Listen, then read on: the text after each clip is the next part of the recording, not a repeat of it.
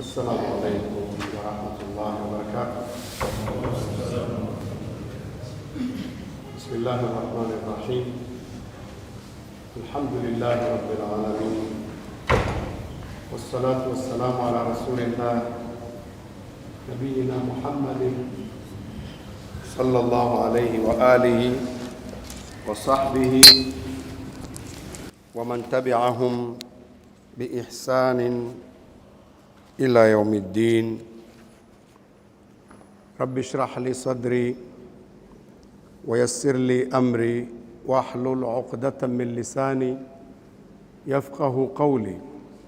وبعد, leo ikiwa ni sehemu ya pili ya somo letu, kwa hiyo kwa kuwa wengine hawakuwepo jana, tukumbushe baadhi ya nikati zile tulizozipitia ili tukiendelea mbele wasiwe wamepitwa wakawa wanajiuliza mbona kitu fulani hakieleweki, tuwe tunakwenda kwa mtiririko mmoja. Katika mambo tuliyoyapitia jana, tulikuwa tunakumbushana kwamba Allah subhanahu wa ta'ala alimchagua Mtume Muhammad sallallahu alaihi wa sallam awe ni mtume wa mwisho, na akachagua maswahaba wawe ndio vipenzi wake, wawe karibu na yeye, wajitolee kwa nguvu zao na akili zao na mali zao kumlinda, ili hii dini ambayo Mtume sallallahu alaihi wasallam amefunuliwa na Allah iwe itaendelea, basi maswahaba hawa waibebe, waifikishe duniani. Akawachagua kwa utashi wake Allah subhanahu wa ta'ala. Kwa hiyo maswahaba wakafanya kazi kubwa sana kuifikisha dini hii mpaka tukaipata ikiwa iko safi, kwa juhudi nyingi sana, mpaka wametoka katika dunia, lakini mambo yao kama vile bado wamo. Kila siku anatajwa Abu Huraira, anatajwa Abu Bakar as-Siddiq, anatajwa Umar ibn al-Khattab, anatajwa Aisha, anatajwa Hafsa, wanatajwa na wengine na wengine. Ilikuwa kwa mafundisho ya Allah, watu hawa ametuamrisha Allah tuwataje vizuri, na wakitajwa tuseme radhiyallahu anhum, kwa sababu Allah subhanahu wa ta'ala ametangaza kuwaridhia. Allah mwenyewe amekwisha tangaza kuwaridhia watu hawa. Sasa jana tulikuwa tukizungumza baadhi ya aya zilizokuwa zimetaja wazi wazi Allah ameridhika na watu hawa mpaka akawatangazia pepo. Tutapitia tafsiri ya haraka haraka ya aya hizo ili upate fikra ya kwamba Allah subhanahu wa ta'ala amewaridhia watu fulani, halafu upate kujiuliza, hivi mtu akisharidhiwa na Allah na mtume ameshaondoka na Qur'ani imekwisha timia, baada ya hapo inawezekana mtu mwingine akwambie huyu mtu hajaridhiwa? Hiyo ndio mada imekaa katika sura hiyo. Au Allah anatangaza kumridhia mtu, halafu mtu aibuke miaka ya leo akwambie huyu hastahili kuridhiwa na Allah, huyu anastahili laana. Je, hivi vitu vitaingia akilini? Akiwa mtu amebeba sura ya kuwa ni Muislamu na anakueleza vitu vya namna hiyo vinakwenda kinyume na aya ulizozipitia, wewe kwako utamuonaje? Je, wanazuoni wetu wakubwa, miongoni mwao Imamu Ahmad anasema mtu ukimuona anafanya hivi mtuhumu Uislamu wake. Je, wewe unaungana na Imamu Ahmad au wewe una maoni gani kuhusu mtu wa aina hiyo? Sasa hebu tuzipitie aya kwa kuwazindua ili tuwe tunakwenda pamoja. Katika jumla ya aya tulizungumza aya surati Tauba ya 100, wakati Allah subhanahu wa ta'ala akizungumza kuhusu wale wema waliotangulia katika Uislamu miongoni mwa muhajirina na ansar, na waliofuatia wao baada ya hao waliotangulia kwa wema wakawafuatia kwa wema. Allah akatangaza radhiyallahu anhum wa radu anhu, Allah amewaridhia nao wakamridhia Allah. Wa a'adda lahum jannatin tajri tahtaha al-anhar, na akawaandalia pepo inapita chini ya pepo hizo mito, khalidina fiha abada, wakae humo milele. Dhalika alfawzul adhim, huko ndiko kufaulu kukubwa. Watu waliowatangaza wakawa ni wale walioingia katika Uislamu mwanzo kabisa, wa mwanzo kabla ya sulhu ya Hudaybiyah na kabla ya fathi Makkah. Kuna watu wameingia katika Uislamu, halafu wakaja wengine baadaye. Baada ya sulhu ya Hudaybiyah kuna kundi la pili likaja, sifa zao hazifanani na wale wa mwanzo, lakini pamoja na hao waliokuja kwa wema wote Allah akawatangazia radhiyallahu anhu. Sasa ikawa maswali yetu tukienda pamoja, nikikuuliza katika wa mwanzo kutangulia katika Uislamu, Abu Bakari yumo hayumo? Yumo. Historia tunaijua hiyo au hatuijui? Mtu wa kwanza kusilimu katika wanaume ni nani? Abu Bakar. Kwa hiyo yumo katika wa mwanzo walioingia katika Uislamu. Uthman ibn Affan ni katika watu ambao Abu Bakar aliposilimu tu, da'wa yake ya kwanza tu alikuja na Uthman ibn Affan na Abdurrahman ibn Auf na wengine. Kwa hiyo hao ni wa mwanzo kabisa. Uthman ibn Affan yumo hayumo? Yumo.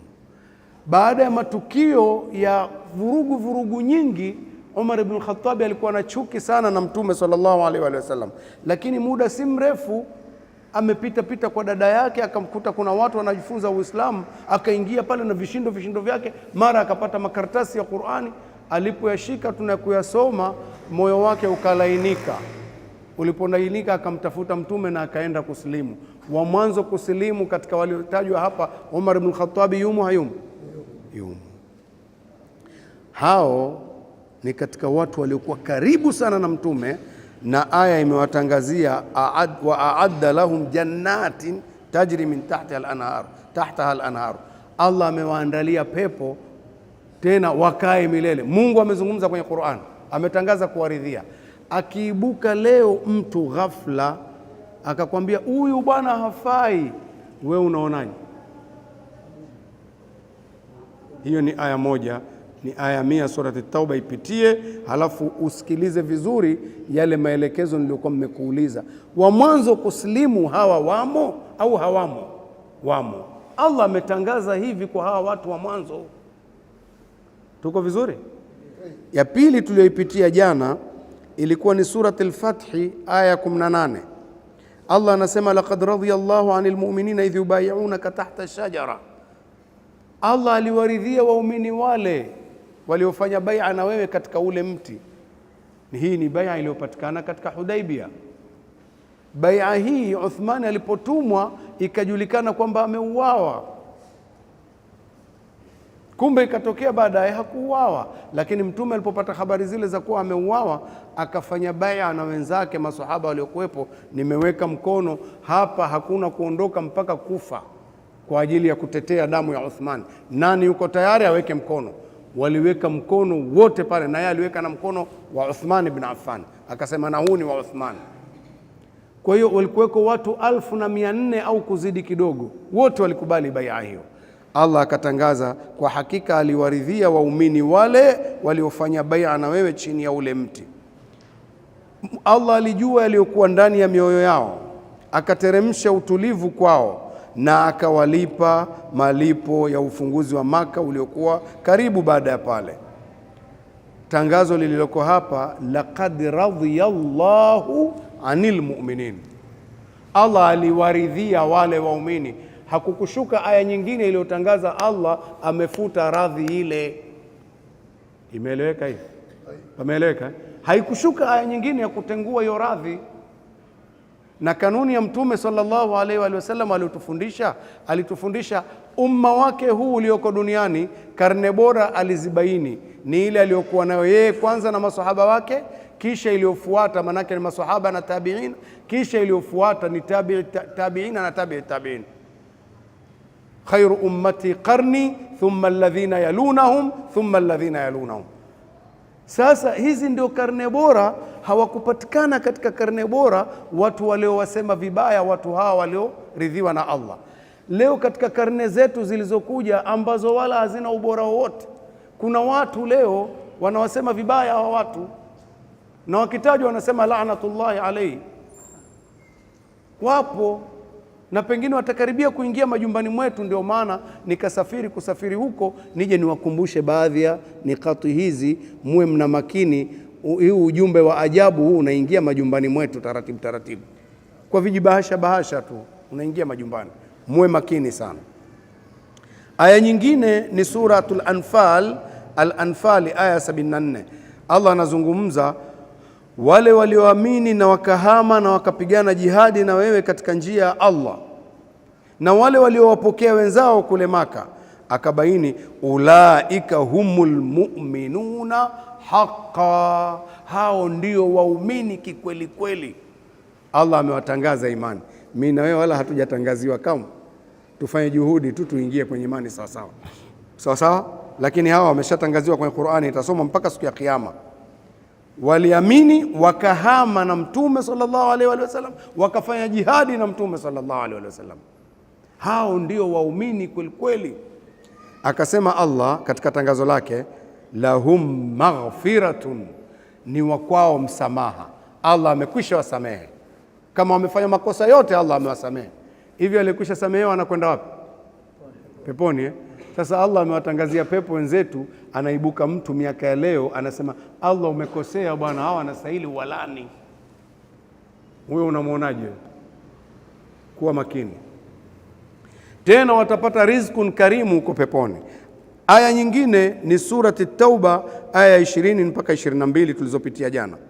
Alladhina amanu wa hajaru wa jahadu fi sabilillahi biamwalihim wa anfusihim a'dhamu darajatan inda Allah, wale walioamini na wakahama na Mtume na wakapigana jihadi katika njia ya Allah kwa mali zao na nafsi zao, hao daraja yao ni ya juu sana mbele ya Allah. Watu waliotajwa namna hiyo, Abu Bakari yumo hayumo? Umar, Uthman, na ndio wanaotajwa vibaya hao wote hao ndio wanaosemwa vibaya. Mungu amewafanya ndio watu wa karibu kwa Mtume. Mtume anawapenda mpaka wengine akawaozesha watoto wake, akawaozesha binti wa kwanza akafa, akamwozesha binti wa pili akafa, akasema kama ningekuwa na watatu na kuozesha tena ningekuozesha. Uthman bin Affan radhiallahu anhu naye pia anasemwa vibaya. Anatokea mtu leo anamuona Mtume kumwozesha binti zake wawili yule kama alikosea, hafai. Halafu akamwambia kama ningekuwa na watatu pia ningekuozesha. Mtume haelewi vizuri. Mtu aliyeibuka leo anaona yeye kwamba yule hafai, Mtume amekosea. Wewe unaionaje hiyo sura? Naam. Anasema Allah, hawa wako daraja ya juu sana. Wa ulaika humul faizuna, nao ndio watakao faulu. Yubashiruhum rabbuhum birahmatin minhu wa ridwan, Allah amewabashiria, amewapa habari njema ya rehma zake na radhi zake. Wa jannatin lahum fiha naimun muqim, Allah amewatangazia pepo. Allah anawatangazia pepo watu, si huku tunawatangazia moto. Juzi tu kuna klipu imerushwa ya watu wa aina hiyo, wametengeneza keki, halafu wanaikata ile keki imeandikwa Umar ibn al-Khattab, wanaikata wanasema Umar finnar, Umar finnar, wanakata ile pepo halafu wanajipongeza wanakula. Na watu hao ukiwaona, yani wame appearance wao ndio Waislamu kuliko watu wote duniani wanajifanya. Kuwa makini sana.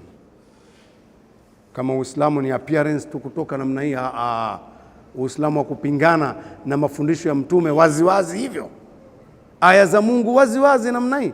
Mungu anasema mimi nimemchagua huyu, nimemridhia. Yeye anasema hapana, huyu Mungu umemkosea, huyu wa motoni. Tuko vizuri? Mtume sallallahu alaihi wa alihi wasallam katika watu waliohudhuria vita ya Badri, ambayo ndio vita ya kwanza ya Uislamu, ilikuwa ikitokea hata amekosea mtu aliyehudhuria Badri, watu wakitaka kumsema vibaya wenzake wanasema mwacheni, alihudhuria vita ya Badri huyu. Yule sahaba mmoja aliyefanya makosa akataka kufichua siri ya Mtume, akaandika barua ikafichwa kwa mwanamke kwenye nguo. Baadaye akaja ikafuchuliwa ile barua, Mtume akaijua, ikaletwa. Akamwambia, nini kilikupelekea kufanya hivi?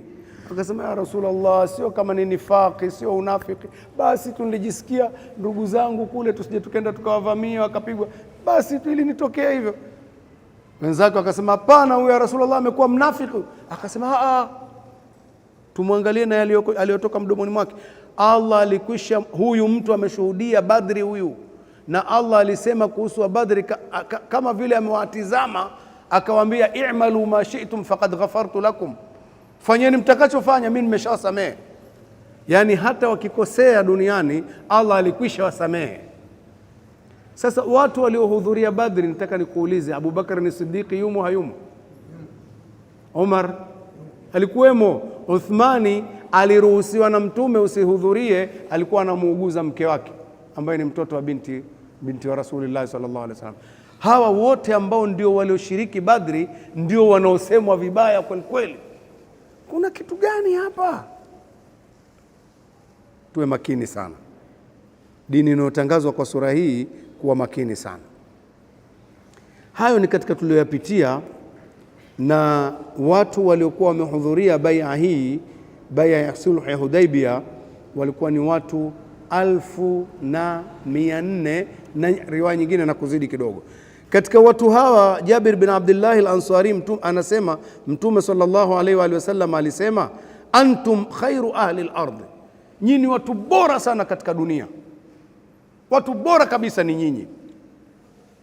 Akiwa Mtume amesema nyinyi ndio watu bora sana, mtu ambaye anatoka leo hakutajwa kamwe na Mtume kuwa ni katika watu bora, yeye anawasema wenzake sio bora, bali anawaombea laana.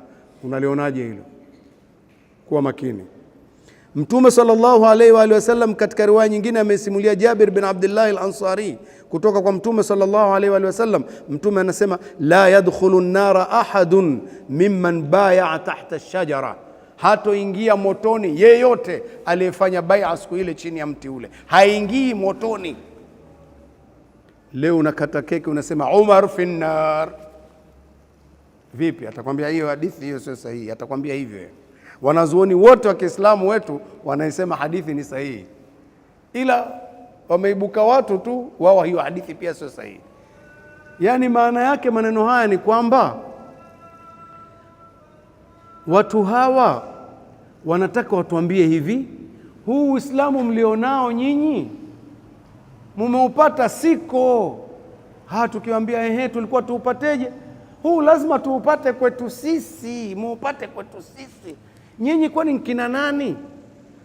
Sisi ni wale ambao huko nyuma historia yetu ilikuwa vita kati ya Uislamu iliwahi kupambana na dola moja ya Kifursi, na sisi ni kizazi kile cha Kifursi kile. Wewe unalionaje hilo? Dola ya Kiislamu imepambana na Fursi mpaka ikaishinda, na Umar ibn Khattabi alikuja kuwapiga Wafursi wengine waliobakia mpaka akawashinda. Hapo sasa kumeibuka watu ambao ndio walioleta Uislamu zaidi kuwashinda hao kina Umar ibn Khattab. Hapa pana nini? Nataka kutuletea mambo ya kisiasa bwana. Tuwe makini tuwe makini. Haya mambo yatafika majumbani, yanakuja kwa kasi. Kingine ndugu zangu, nilizungumza jana kuhusu Amr ibn al-As radhiyallahu anhu alipotumwa na Mtume sallallahu alaihi wasallam kazi fulani afanye, akaifanya kwa uzuri. Alipokuja Mtume sallallahu alaihi wasallam akamfurahia, akampongeza, basi akapenda amuulize Mtume maswali. Akamwambia Mtume sallallahu alaihi wasallam, ayu nnasi ahabbu ilaik, ya Rasulullah, mtu gani wewe unampenda sana? Uliona swali lilivyokaa kwa haraka tu, wewe mtu gani unampenda kuliko watu wote? Mtume hakuchelewa kujibu, akamwambia Aisha. Mimi Aisha nampenda kuliko watu wote. Yule bwana akaona, ya Rasulullah, mimi sikukusudia wanawake bwana, si mke wako huyo, mimi najua, si nakusudia wanaume. Basi bila kusita akamwambia Abuha, baba yake. Unalionaje? Yani papo kwa papo, sikusudii wanawake, akamwambia Abuha, baba yake. Baba yake mwenyewe ni nani?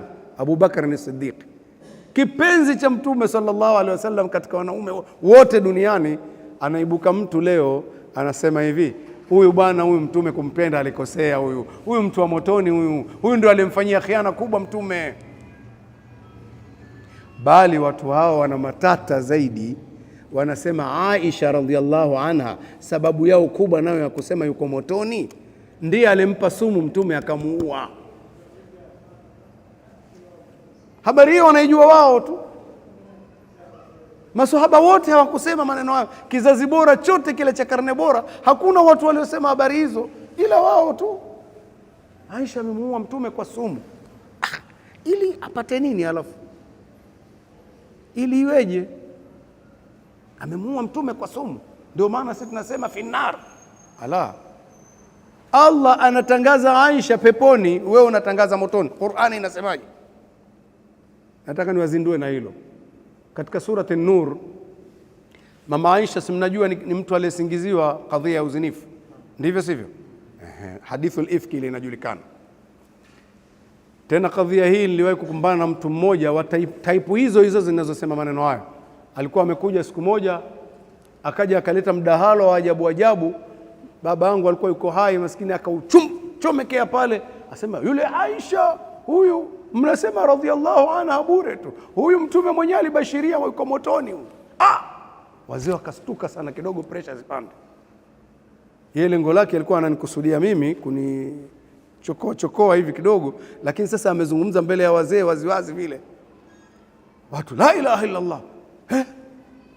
Basi mimi kwa haraka tu nikamwambia ngoja kidogo, hivi hayo maneno unayosema unasema ni maneno ya mtume sio? Ndio. Kama ni maneno ya mtume manake ni hadithi hiyo, ndio sio? Tena Sheikh Kilemile pia anaikubali hadithi, anasema yeye ndo akawa anasema, anamzulia na Sheikh Kilemile siku hiyo. Nikamwambia hata akakubali Sheikh nani, nijibu maswali yangu, hiyo ni hadithi, ndivyo sivyo? Ndio. Je, hadithi ikipingana na aya, ipi inatangulizwa kuchukuliwa? Mwenyewe akakiri akasema ni aya. Sawa? Nikamwambia basi twende kwenye aya. Kama wewe umemtia motoni mama Aisha kwa hadithi, mimi naona kama ameingizwa peponi kwa aya. Wapi ameingizwa peponi? Nikamwambia soma katika surati Nur, halafu wewe ndio utufasirie hapa. Kuna aya imeanza hivi, alkhabithatu lilkhabithin, naomba unifasirie. Akasema vitu vibaya vyenye sifa ya kike kwa vitu vibaya vyenye sifa ya kiume, viwe vya vitu vibaya. Nikamwambia hebu tuiweke vizuri, ungesema hivi ingekuwa nzuri, ukasema hivi vitu vibaya ungesema wanawake wabaya wanastahili kuwa wanaume wabaya, singekuwa nzuri zaidi kuliko vitu vibaya vyenye sifa ya kike na kwa vitu vizuri vibaya vya sifa ya kiume. Sijui nimeeleweka? Yani afasi vitu tu yeye kuvuruga watu. Wal khabithuna lil khabithat, nikamwambia na hiyo sasa. Akasema na wanaume wabaya wanastahili kuwa kwa wanawake wabaya. Nikamuuliza swali, mtume ni mwanamume mbaya au mzuri? Akasema ni mzuri. Kwa hiyo hapa alikuwa anastahili kuwa mwanamke mbaya au mzuri? Akasema mzuri. Nikamwambia na mwanamke anayezungumzwa hapa kwa kipindi hicho, tuhuma hii ya aya hizi kushuka, ni Aisha. Twende wat-tayyibatu lit-tayyibin, fasiri. Akafasiri sasa, maana yake hawezi tena kusema vitu vizuri kwa vitu vizuri. Akasema na wanawake wazuri kwa ajili ya wanaume wazuri. Nikamwambia mtume vipi? Mzuri. Na mwanamke wake naye mzuri. Wat-tayyibuna lit-tayyibati, na wanaume wazuri kwa ajili ya wanawake wazuri. Kama mtume ni mzuri, Aisha naye kwa hii atakuwa ni mzuri. Sasa sikiliza, ulaika mubarrauna mimma yaqulun, hawa wametengwa na yale ambayo watu wanayasema huku mjini. Watu kina nani hawa waliotengwa hapo? Aisha aliyesingiziwa uzinifu na yule mwanamume na familia yao pia iliyokuwa imeingia kwenye tatizo hilo, wote wametengwa na hayo yanayosema. Sawa? Mpaka hapo kwanza Mungu amewatakasa, hajawatakasa? Lahum maghfiratun, ni wakwao msamaha kutokana na kero alilolipata hili. Wakishasamehewa wanakuwa ni watu wa wapi hao? Sio tu hiyo, wa rizqun karim, watapata na riziki karim. Riziki karimu iko wapi? Riziki karimu ni peponi, sio duniani. Riziki ya duniani hata ya maji ili yafike hapa yamefanyika juhudi kweli, lakini maji ya peponi yakipita unaweza ukaamrisha ingia kwenye glasi hivi tu yanaingia. Mti umeota matunda pale, wewe mti wenyewe unawasogelea watu, tunda unachukua ndivyo sivyo?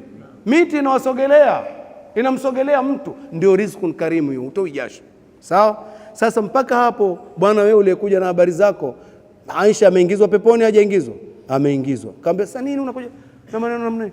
Unajua ile aya ilikuwa haijanipitia vizuri. Akaondoka zake. Wako namna hiyo watu hawa, wanakuja na vituko namna hiyo. Sasa mama Aisha anaambiwa amemnywesha sumu Mtume, bali wanamsema amertadi. Sasa kama amertadi, Mungu alikuwa hajui kama atartadi mpaka anamtangazia hivi, lahum maghfiratun wa rizqun karim. Aya inaendelea kusomwa, nyingine ya kuonyesha kurtadi hakuna. Tuko vizuri? Kuweni makini na watu wa type hiyo. Haya ndio katika yale ambayo tumeyapitia ndugu zangu.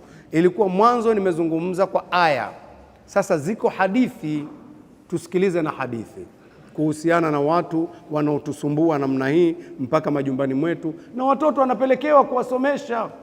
Watoto wetu wanapelekewa kuwasomesha, wana shule zina mvuto. Kwa hiyo wakipelekwa watoto bila watu kujua, atarudi na itikadi gani huyu? Tuwe makini sana. Miongoni mwa hadithi, kwanza kabisa kabla sijaanza hadithi, wanazuoni wetu wa Kiislamu kwa ujumla wao, wema waliotangulia wote kwa ujumla wao, wanazuoni wetu wa Kiislamu wameafikiana, hakuna mpinzani, kwamba Abu Bakar ni Siddiq ni sahaba bora kuliko wote, kutokana na aya ilivyomtaja. Suhba yake imebainiwa katika Qur'ani, idh huma fil ghar idh yaqulu li sahibihi. Sawa sawa. Qur'ani imemtaja wakiwa wako pangoni, anaongea Mtume na rafiki yake, anamwambia la tahzan inna Allaha ma'ana. Tuko vizuri? Abu Bakar yuko hivyo. Wanazuoni hakuna mpinzani, ila wapinzani ni walioibuka hivi karibuni wanaomwombea laana Abu Bakar ni Siddiq. Wao katika shahada yao ya kuingia katika Uislamu, mtu haingii Uislamu mpaka awe amemlani Abu Bakar ni Siddiq. Wanatoa shahada, ashhadu an la ilaha illa Allah wa ashhadu anna Muhammadan abduhu wa rasuluhu wa ashhadu anna Aliya waliyullah wa hujjatuhu ala khalqihi. Halafu kwa kusisitiza wanamwambia mtu, wa ashhadu anna Aba Bakr wa Umar wa Uthman wa Aisha wa Hafsa fi nnar. Wao ndio wanamwambia mtu atamke hivyo.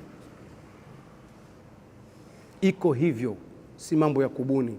Muda hautoshi tu kuwaonyesha clip moja moja. Itafika siku insha Allah tutakuwa tukisema hivi pap, inaruka pale ukutani, mtu anaona. Yani shahada moja kwa moja inatoka namna hiyo, na hawafanyi kwa kificho. Hayo wanayozungumza kwamba mama Aisha amemnywesha sumu, sio mambo ya kificho duniani, na hapa Tanzania yameshaanza kuwepo, lakini ilikuwa bado watu wanafumbia macho. Sasa hatupendi kukutajia jina ni nani hao, lakini wasfu wao utamjua tu, utawajua tu, hakuna kificho. Wasfu wao ni huu, hawakubali. Qur'ani yetu yote hii wanaihesabu kwamba ina makosa, ina mapungufu.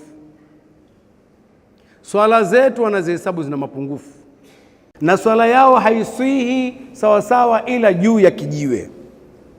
Sawa sawa, wako katika sifa hizo. Na ukiwauliza kwa nini nyinyi mpaka msujudie kijiwe, wanakuambia hatusujudii kijiwe, tunasujudu juu ya kijiwe, kwa sababu msikiti wa Mtume ulikuwa ni mchanga. Sasa leo tumetandika makapeti ili tupate sifa ya ule mchanga, lazima tuweke kidogo mpahali sujud, tuweke kijiwe. Sasa basi ingebidi kwenye sujudi vijiwe kama 7 hivi, kwa sababu adhau sujudi 7, si ndio? Ingekuwa mote uwe mna vijiwe magotini viweko, hapa viweko, hapa viweko, kwenye vidole kwa chini viwepo.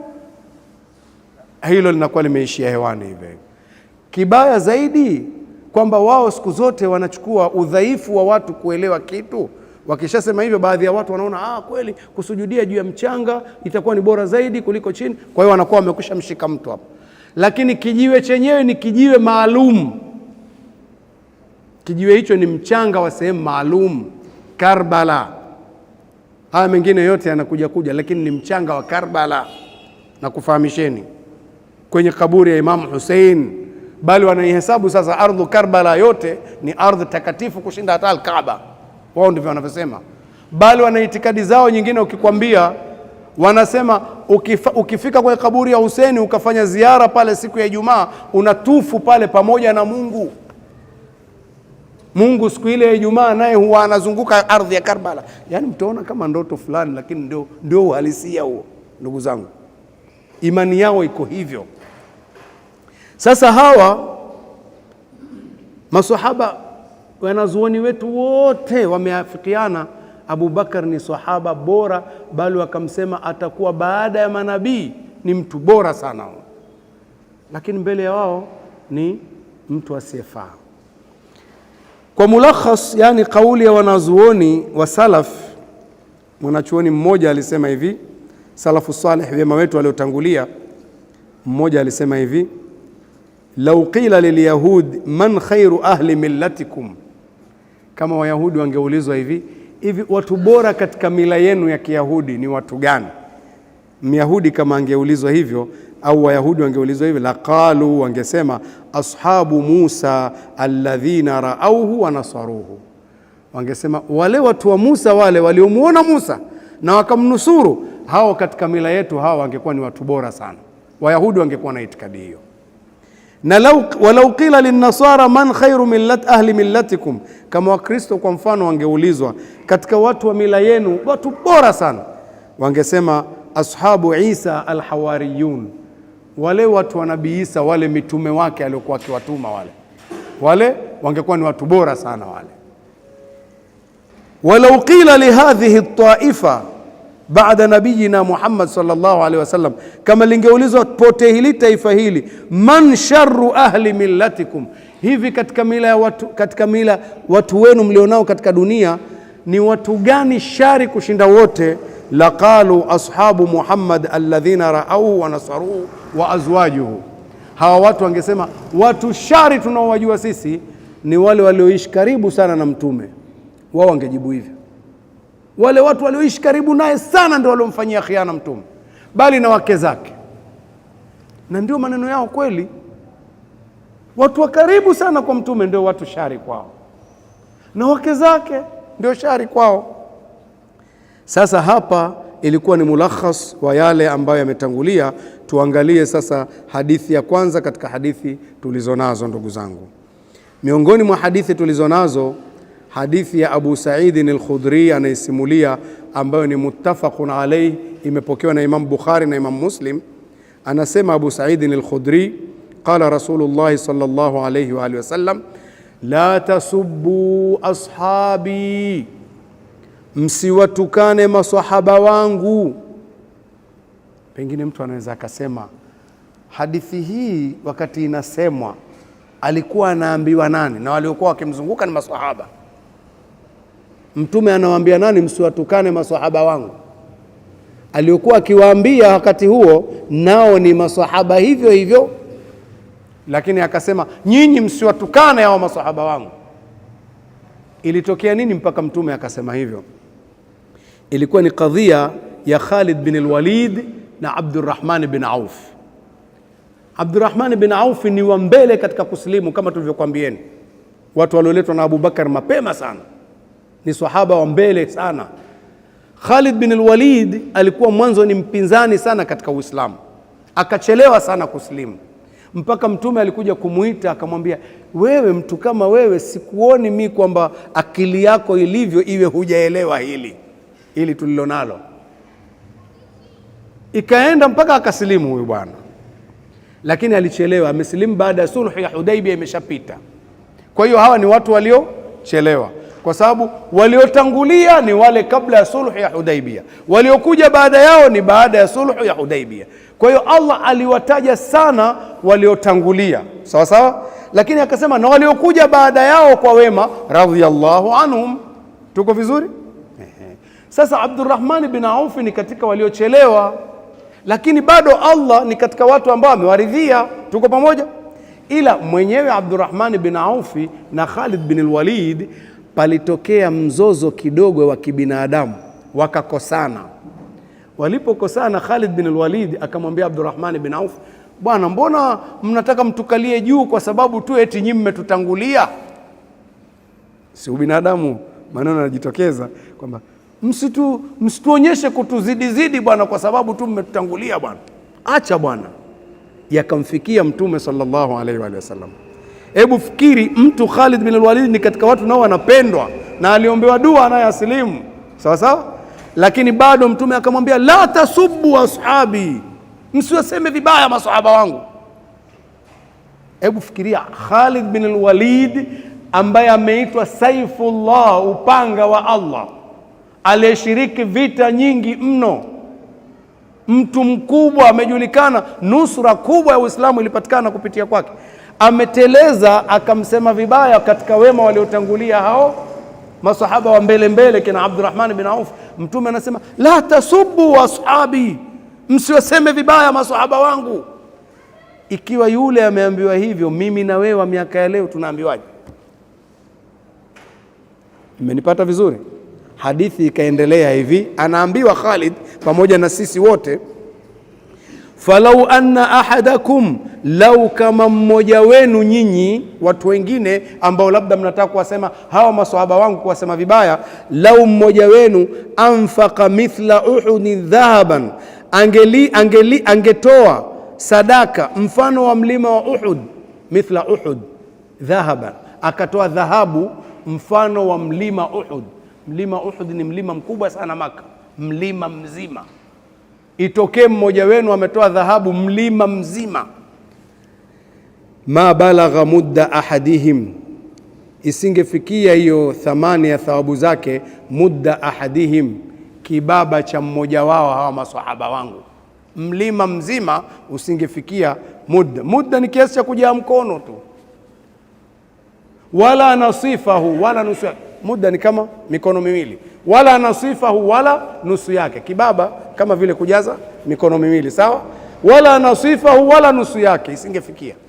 Mlima mzima usingefikia. Yani sisi, mimi na wewe na hao kina Khalid bin al-Walid ambao Mungu amewaridhia, atoe mlima mzima sadaka, unaambiwa wewe haifikii sadaka ya Abu Bakar wala Abdurrahman bin Auf ya kiasi hiki.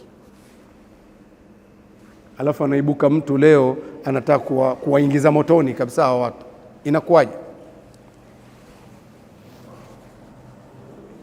Imekaa vizuri hii hadithi? Imekaa vizuri ndugu zangu?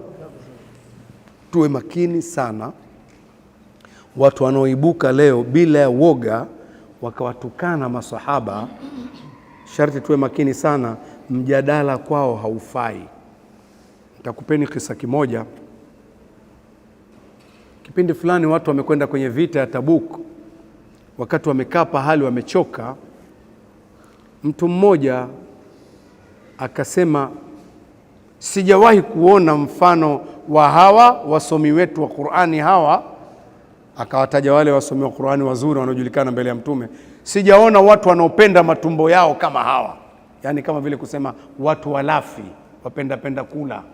Alafu akasema tena waoga sana kwenye mapambano, tena watu waongo sana. Aliposema maneno yale, Auf bin Malik radhiallahu anhu alipomsikia akamwambia, kadhab bal anta munafiq, muongo wewe, tena unaonekana wewe ni mnafiki wewe. Tena nakwenda kumwambia Mtume. Alipokwenda kumwambia Mtume sallallahu alaihi wasallam, anafika Qur'ani imeshamtangulia, ishashuka, imekwisha shuka Qur'ani kuhusu wao. Inawambia, na kama ukiwauliza wangesema innama kunna nakhudhu wa nal'ab. Ikashuka kuwajibu, abillahi wa ayatihi wa rasuli kuntum tastahzi'un la ta'tadhiru qad kafartum ba'da imanikum. Kama utawauliza kwa nini walisema maneno haya, wangesema tulikuwa mazungumzo tu ya utani tu, tumechoka na safari tu. Allah anawaambia, hivi utani wenu, mzaha wenu mnaufanya kwenye aya za Allah na mtume wake? Ndio hivyo mnafanya utani? Mnamfanyia utani Allah na aya zake na mtume wake? Nyinyi msitoe udhuru, qad kafartum ba'da imanikum, mmekufuru baada ya imani yenu. Wenzetu waliambiwa hivi kwa kuwachezea maswahaba kwa maneno hayo. Mtu kama Abu Musa al-Ash'ari au Ubay bin Ka'b unamwambia mtu mpenda kula tu wewe, unaambiwa umekufuru baada ya imani yako. Leo mtu anakuja kusema huyu Abu Bakar ni Siddiq laanatullahi alayhi, inakuwaje? Tuwe makini sana. Waliambiwa hivyo. Sasa yule bwana yule iliyoshuka aya kwake, alipoona amekwenda shtakiwa kwa Mtume, akawa anakwenda kwa Mtume haraka kutoa udhuru. Kufika Mtume ameshaamrisha msafara uinuke uanze kuondoka, ameshakasirika, mazingira hayafai tena. Akawa ameng'ang'ania kwenye kamba ya ngamia, ya Rasulullah, inma kunna nakhudhu wa nal'ab. Mtume sallallahu alaihi wasallam hasimame, anamwambia abillahi wa aya, anamwambia la ta'tadhiru qad kafartum ba'da imanikum, la ta'tadhiru qad kafartum ba'da imanikum, msitoe udhuru wowote, mmekufuru baada ya imani yenu.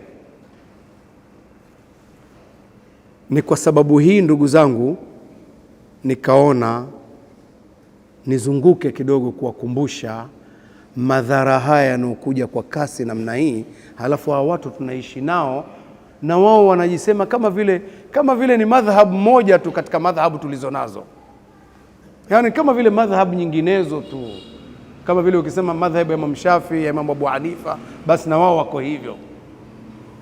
Mtawajua kwa sifa zao hizo.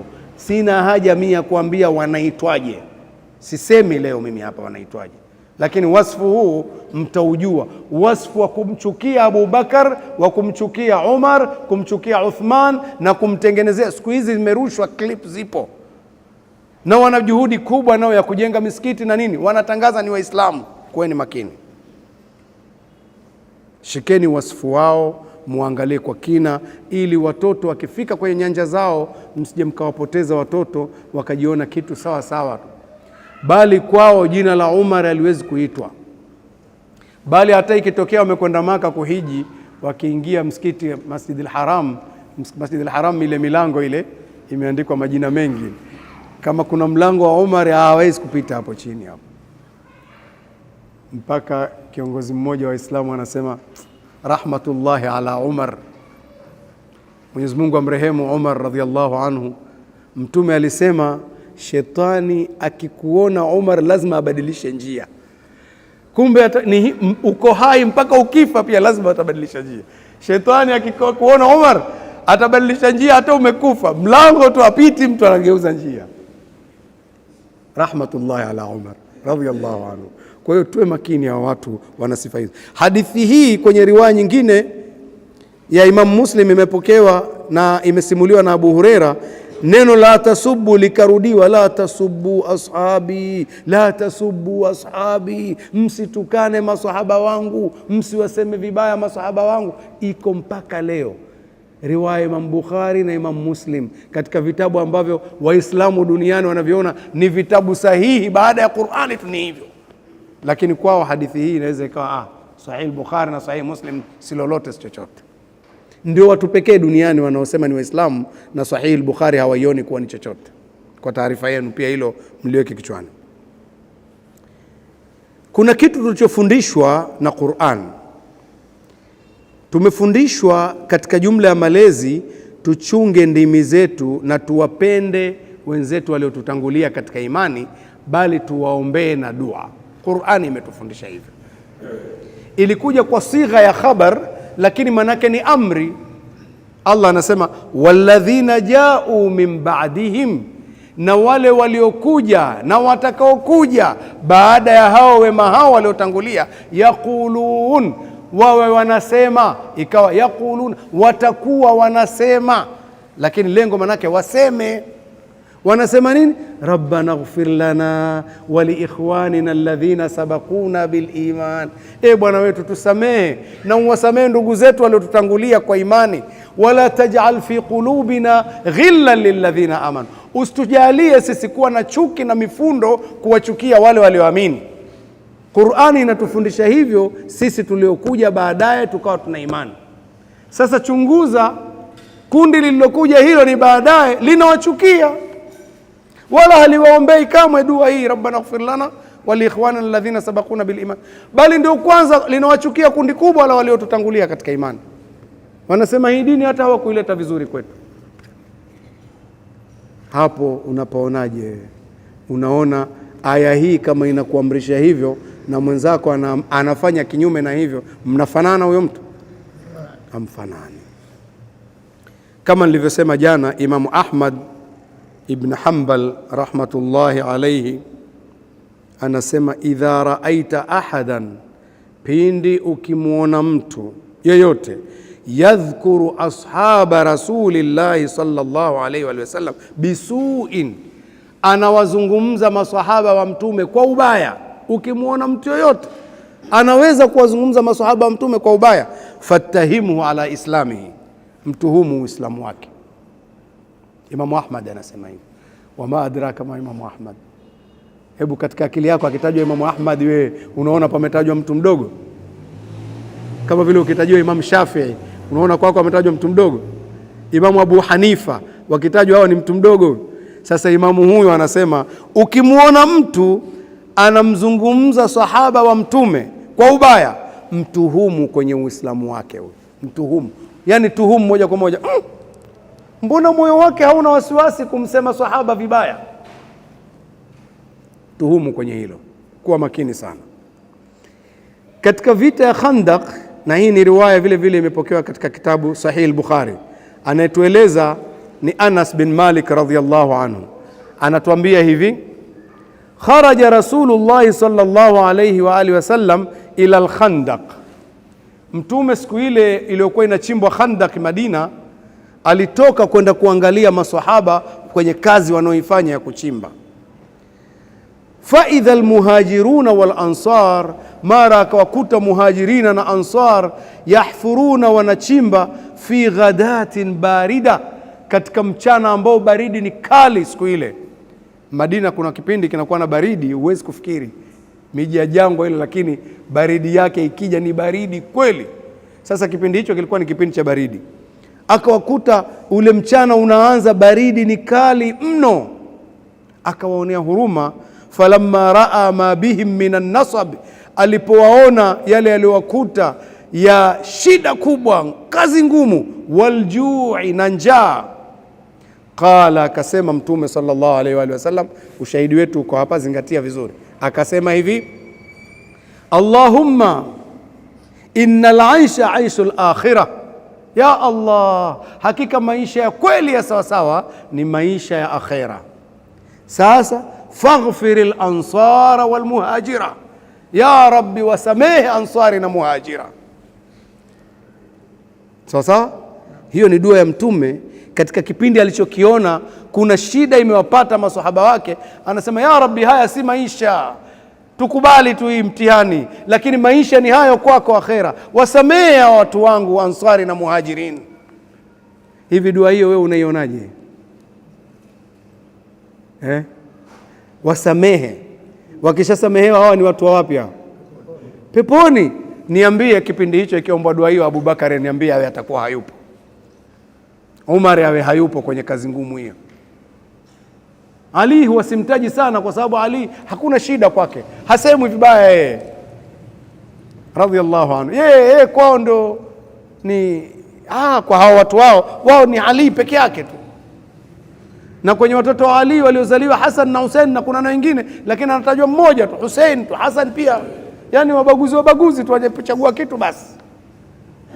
Mtume alikuwa akiwapenda wote wajukuu sana, tena na kuwashika na kuombea dua, lakini wao anatajwa mtu mmoja tu, Hussein basi. Sijui kuna nini, dini gani, hata sielewi hili. Kweni makini. Watu hawa katika kadhia ambayo Mtume sallallahu alaihi wa alihi wasallam ametufundisha, alitufundisha kuhusu Ashura, na akatufundisha kwamba kuna saumu ile ya Ashura. Saumu ile ukifunga unasamehewa dhambi za mwaka mzima. Si mnaijua saumu ya Ashura? Na alipokuwa Mtume amekwenda Madina, aliwakuta Mayahudi wamo na pilika za saumu ile ya Ashura. Akamwambia, kitu gani, kuna nini hapa nyinyi? Akasema, hii ni siku hii tunaojiandaa nayo, siku ambayo Allah alimuokoa Musa na watu wake na akamzamisha Firauni na watu wake. Kwa hiyo Musa alifunga kuonyesha shukrani kwa Allah, na sisi tunafunga. Mtume akasema, ana ahaqu bi Musa minkum, mimi nina haki zaidi kwa Musa kushinda nyinyi. Fasama an-nabiyyu wa amara bisiyamihi, Mtume alifunga Ashura na akaamrisha kufunga. Alisema minna haki zaidi kuliko nyinyi. Maana yake ni nini kuambia Mayahudi minna haki zaidi kwa Musa kuliko nyinyi? Maana yake ni kwamba Mayahudi hawakuwa wanamfuata Musa kikweli, wanamfuata Musa katika jambo wanalolipenda, wasilolipenda wanalipinga. Ni wale wale, yani walipojiita tu Mayahudi wao wako hivyo. Tangu huko nyuma Bani Israeli wakawa na tabu, wakarisishana tabia mbaya mpaka walipokuwa Mayahudi ndio kabisa. Sasa Mtume kwa kuwa yeye anamfuata kila kitu cha Musa vizuri, manake ni ndugu yake katika dini, katika imani, sawa sawa, bali ni ndugu hata katika damu. Yeye akafunga na akatuamrisha kufunga. Sasa Mtume ametuamrisha kufunga, si ndio? Watu wao Ashura sio siku ya kufunga, ni siku ya kujipiga. Wako hivyo watu wao. Ile masuala ya dini kwamba Mtume ametuamrisha Ashura, wao wamo, hawajajulikana watu wao. Dini yao hapo kujipiga siku ya Ashura. Wanasema hii Ashura ni siku aliyouawa Imam Hussein. Kwa hiyo wako hivyo wao. Sasa wewe unafuata la Mtume au la kwao? Sijui tuko vizuri au tuko vizuri eh? Yaani mwe makini, vitu viko wazi mno. Ikifika Ashura, wao utukufu wa Ashura sio ule tena uliofundishwa na Mtume. Utukufu wa Ashura kwao ni kuhuisha msiba. Msiba tulivyofundishwa sisi, hata wa Mtume leo hatuhuishi mpaka leo, si ndio? Basi umekwisha msiba, lakini wao mpaka leo msiba unaendelea. Je, mafundisho ya Mtume kwenye msiba ni kuendeleza msiba? Wako hivyo. Kitu kingine, Mtume sallallahu alaihi wa alihi wasallam alisema hivi, inna min amanni nnasi alayya fi suhbatihi wa malihi Aba Bakar, katika watu ambao wamenifadhili sana, yani anazungumza nimefadhiliwa sana, yani nimepewa fadhila kiasi kwamba sijui hata niseme nini. Mtu aliyenifadhili mno kwa mali yake, kwa kuwa karibu na yeye, ni Abu Bakar. Anatangaza hivyo Mtume sallallahu alaihi wasallam. Abu Bakar alikuwa anafanya kazi yake kwa ajili ya Allah, sawa, lakini Mtume akaitangaza kazi yake, katika watu mimi walionifadhili sana sana sana, kuwa naye karibu na mali zake zikatoka kwa ajili yangu, Abu Bakar. Hakuishia hapo, akasema hivi, mali ahadin indana yadun illa waqad kafanahu, hakuna yoyote kati yenu, akawa anawaambia maswahaba, aliyetoa huduma kubwa kwangu ila tulikwisha walipa. Kila aliyefanya huduma yake kwangu tumekwisha mlipa. Anawaambia maswahaba, ma khala Aba Bakar, isipokuwa Aba Bakar bado hatujamlipa. Fa inna lahu indana yadan, kwa hakika Abu Bakar kuna huduma, kuna msaada, kuna fadhila ambazo amezifanya kwetu, yukafiuhu Allahu biha yauma alqiyama, hizo atamlipa Allah tu siku ya Kiyama. Abu Bakari huyu, ndugu zangu, Mtume sallallahu alaihi wa sallam anamsema hadharani, nyote nyinyi, kila mmoja amefanya hivi amefanya hivi, akamwambia kila mmoja wenu ameshalipwa, lakini Abu Bakar kwetu sisi ametufanyia mambo hatujaweza kumlipa hata kidogo, tumemwachia Allah amlipe siku ya Kiyama. Akasema hivi, wama nafa'ani malu ahadin qattu ma nafa'ani malu Abi Bakar, haijawahi kunifaa mimi mali ya mtu kwa hatua ambayo ilinifaa mali ya Abu Bakar. Hana maana Mtume kama hajasaidiwa na mtu. Ammi yake alimsaidia, Khadija alimsaidia, si ndio? Maswahaba chungu mzima mali zao zimetoka, lakini anasema hazijatoka zinazofanana na Abu Bakar. Manake katika vipindi ambavyo vinastahili hasa na namna aliyotoa yeye, hakuna anayemshinda Abu Bakar. Akasema hivi kwa kumalizia maneno haya, walau kuntu muttakhidhan khalilan, na lau kama mimi ningesema nichague rafiki nimuite Khalil, manake mimi nyinyi wote nakuiteni rafiki zangu rafiki zangu rafiki zangu, nakuiteni hivyo, sitaki kubagua. Ile suhba si Mwenyezi Mungu ameshaita kwa Qur'ani, anasema kama mimi ningejichagulia Khalil, latakhadhtu Aba Bakrin khalila, ningemfanya Abu Bakari awe Khalil. ala wa inna sahibakum khalilullah, lakini mjue sahibu wenu mimi ni khalilullah, kama vile Ibrahim khalilullah, na Mtume sallallahu alaihi wasallam akamwambia mimi ni khalilullah, simchagui mtu mmoja nikasema khalil. Walau kuntu muttakhidhan khalilan, na kama mimi ningekuwa nijichagulie khalil, rafiki huyo, kwa maana rafiki khalil pekee, latakhadhtu Abu Bakar khalila, ningemchagua Abu Bakar kuwa ndio khalil. Ala wa inna sahibakum khalilullah, jueni kwamba mimi rafiki yenu mimi ni khalilullah, nyinyi wote kwangu mtakuwa vile vile ashabi, antum ashabi. Sawa sawa. Hivi ndivyo Mtume sallallahu alaihi wa sallam alivyokuwa akimtaja Abu Bakr as-Siddiq. Ndugu zangu, hawa watu ambao ni hatari, Allah subhanahu wa ta'ala katika surat al-Ahzab aya 6 alisema an-nabiyyu awla bilmu'minina min anfusihim, mtume kwa waumini yeye ndio nafasi ya mbele. Awla bilmu'minin, yeye ndio nafasi ya mbele, kama vile wali wao waumini wote, anaweza kuamua lolote kwa waumini kuliko wenyewe. Sawa sawa.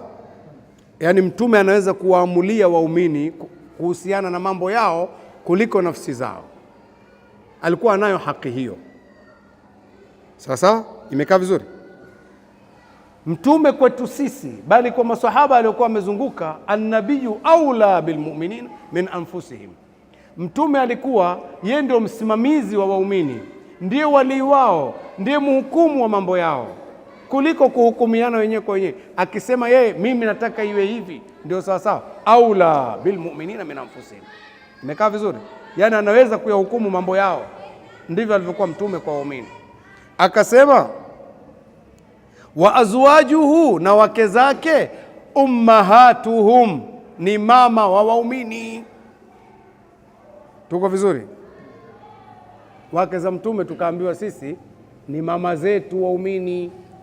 Ukishaelezwa hivyo na Mungu, hayakutosha ya maneno hivi. Mungu akwambia huyu ni mama yako, unatafuta yani mama yangu kama vile mama yangu alenizaa, unatafuta hilo? Unatafuta hilo. Kwa mfano baba tu akamuoa mwanamke, yule mwanamke kwako anakuwa ni nani? Na kwa mfano baba akaja kutamkia huyu ni mama yako, unajua kama mimi nimemuoa ni mama yako, unaanza kusema sasa huyu yani atakuwa kama mama yangu mzazi. Utaanza kutafuta haya. Wewe unatafuta haya kwa baba yako kweli? Huwezi, hueleweki. Sasa acha baba, Allah anatuambia wake zake mtume ni mama zao waumini. Hayajatutosha maneno haya, hayaeleweki, kwa sababu Qur'ani ni ujumbe, na ujumbe, mazungumzo, lengo ni kufikisha ujumbe. Haya maneno haya lengo lake ni kufikisha ujumbe, sio kucheza na yale maneno yenyewe. Ukicheza na maneno siku zote ujumbe unaweza ukaharibika. Inatakiwa ujumbe umefika kwa maneno haya. Kwa mfano watu wanaposema hivi, bwana umekula ng'ombe mzima kasoro mkia, maneno haya hayafikishi ujumbe. Unafika ujumbe ufiki? Umekula ng'ombe mzima bwana, ujumbe unakuwa umekwisha fika, sio? Lakini ukitaka kucheza na maneno hapo, maneno yote yataharibika, ujumbe wote unaharibika. Umekula ng'ombe mzima kasoro mkia, yani ng'ombe mzima anaweza akalika, pembe pia zinalika, nabakia mkia, kwato je zitalika? Utakuwa umeshaharibu kila kitu, kwa sababu haiwezekani kula ng'ombe mzima ikawa bado mkia tu, kwato hazitolika, meno hayatolika, pembe hazitolika. Sasa sio lengo lakini la ujumbe. Ujumbe manake kazi hii ulivyoifanya hapa, palipobakia ni mkia tu, yakemaliza, si ndio hivyo? Qur'ani nayo ina mtindo kama huo. Alizungumzwa yule kafiri walivyokuwa wakizungumza watakavyotia mnyororo akhera, thumma fi silsilatin dharuha 70 dhira'an fasluku, wanaambiwa malaika mfungeni huyu mnyororo dhiraa 70. Sasa ukianza kusema dhiraa 70, sasa hivyo dhiraa 70 za mtu mkubwa kama watu wa kaumu Adi, au kama mimi mfupi kombo, au mtoto mdogo, zote si dhiraa. Unaanza kutafuta hayo. Dhiraa 70 manake mnyororo mrefu, umeshaeleweka. Kesi ya nini sasa? Au mtu unaambiwa msamee ndugu yako mara 77. Utacheza na maneno. Kwa hiyo nimwambie ndugu yangu nimekusamee. Ueleweki ukiwa hivi. Yaani msamehe sana, si ndio manake? Kwa hiyo usicheze na maneno. Ukicheza na maneno ujumbe wote unapotea. Lakini ujumbe umeeleweka, na wake za Mtume ni mama zao waumini. Tulipoambiwa mama zetu ikawa ni haramu hata kuwaoa, na aya nyingine ikabaini kabisa kutokuwaoa, si ndio hivyo? Sasa mtu anakuja anajadili, lakini haina maana kwamba ni mama yao kama vile mama yao na hivi na hivi.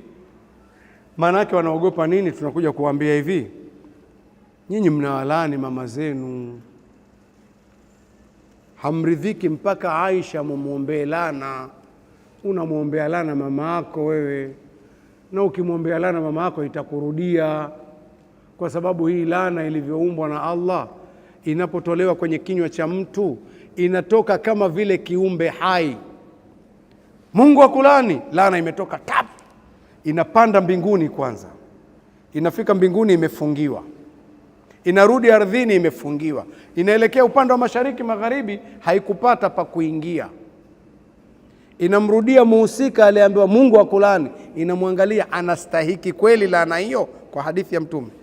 Akiwa hastahiki, laana inamrudia aliyesema. Waliyadhu billah, Mungu atulinde. Sasa hawa kila siku wanawalani hawa watu ambao Mungu amewasifia. Sasa tunapowaambia mnalani mama zenu, laana itawarudia, hapo ndipo wanapoanza. Kwanza mama mwenyewe ile pale tulipoambiwa huyo mama ili awe mama au aombewe hiyo dua, sharti uangalie mambo ya mbele. Ametajwa vipi hawa wanawake wenyewe, sifa zao?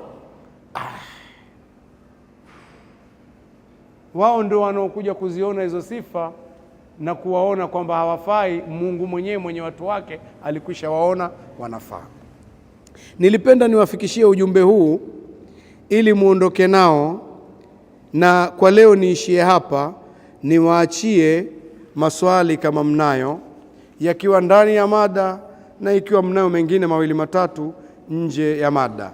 Kwa kumalizia, Allah aliposema an-nabiyyu aula bilmu'minina min anfusihim, Mtume akafafanua akasema hivi, akasema ma min mu'minin, hakuna muumini yoyote, illa wa ana aula nnasi bihi fi dunya wal akhirah, ila mimi nitakuwa ni mtu wa karibu sana kwake, niliye bora sana kwake kusimamia mambo yake yote, fi dunya wal akhirah, katika dunia na akhera. Mimi ndio wali wake wa kusimamia mambo yake dunia na akhera.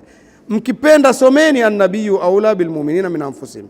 Halafu akafafanua akasema wa ayyuma mu'minin, na muumini yoyote atakayekuwa taraka malan, ameacha mali, asije akadhania kwamba kwa kuwa mimi nimesema ni wali wake basi mimi nitamrithi mali. Hapana.